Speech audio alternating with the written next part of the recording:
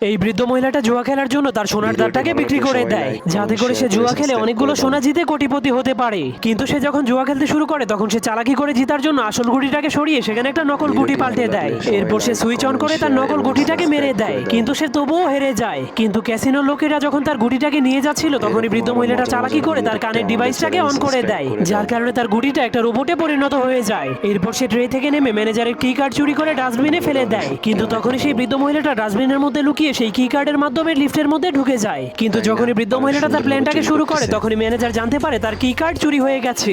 এজন্য সে জলদি করে চোরকে ধরার জন্য অ্যালার্ম বাজিয়ে দেয়। কিন্তু বৃদ্ধ মহিলাটা কোনো ভয় না পেয়ে তার পকেট থেকে লেজার পয়েন্টার বের করে লিফটের ছাদটাকে কেটে ফেলে। এরপর সে সেখান দিয়ে লুকিয়ে লুকিয়ে সোনা চুরি করার জন্য সোনার সিন্ধুকের কাছে পৌঁছে যায়। কিন্তু সে প্রথমে তার রোবটটাকে সিন্ধুক খোলার জন্য লেজারের ভিতর দিয়ে পাঠিয়ে দেয়। তখন তার রোবট সব লেজারগুলোকে অতিক্রম করে সিন্ধুকটাকে খুলে ফেলে। এরপর বৃদ্ধ মহিলাটাও তার গ্লাভস পরে লেজার ট্র্যাপের মধ্যে লাফ মেরে দেয়। তার গ্লাভসটা এতটাই মজবুত